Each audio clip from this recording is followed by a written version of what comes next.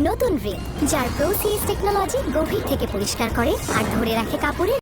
আব্বা বিদায় নেওয়ার আগে বলে গেছে আমার ফাহাদকে মাফ করে দিও তোমরা সবাই।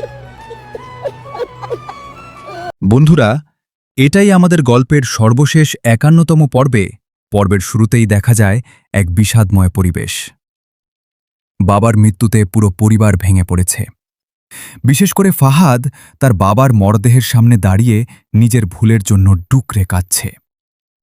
সে বুঝতে পারছে সে যা চেয়েছিল তা পেতে গিয়ে সে তার জীবনের সবচেয়ে বড় আশ্রয়কে হারিয়ে ফেলেছে। শায়রার ক্ষমা প্রার্থনা। শায়রা তার শাশুড়ির কাছে গিয়ে ক্ষমা চায়। সে স্বীকার করে যে মায়ের ভালোবাসা সে কোনোদিন পায়নি, কিন্তু এই বাড়িতে এসে সে মায়ের অভাব পূরণ করতে পেরেছিল। শাশুড়িও তাকে বুকে টেনে নেন। ফাহাদের গভীর অনুশোচনা। ফাহাদ বুঝতে পেরেছে যে মানুষের সম্মান আর মনুষ্যত্বই আসল জয়। সে মেহরিন আর সমীরের কাছে গিয়ে ক্ষমা চায়। সে স্বীকার করে যে বিদেশে বড় হওয়া এবং ক্যারিয়ারের পেছনে ছুটতে গিয়ে সে পরিবারের গুরুত্ব ভুলে গিয়েছিল। মেহরিন বড় মনের পরিচয় দিয়ে তাকে ক্ষমা করে এবং ফাহাদকে বড় ভাই হিসেবে আবার গ্রহণ করে।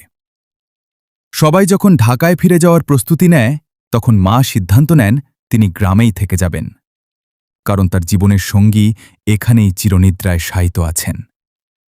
তিনি তার ২ ছেলেকে এবং পুত্রবধূদের একে অপরের হাত ধরে থাকার এবং পরিবারকে আগলে রাখার উপদেশ দেন। এটাই আমাদের গল্প। নাটকটি আমাদের শিখিয়ে দিয়ে গেল যে পরিবারই হল মানুষের শ্রেষ্ঠ সম্পদ।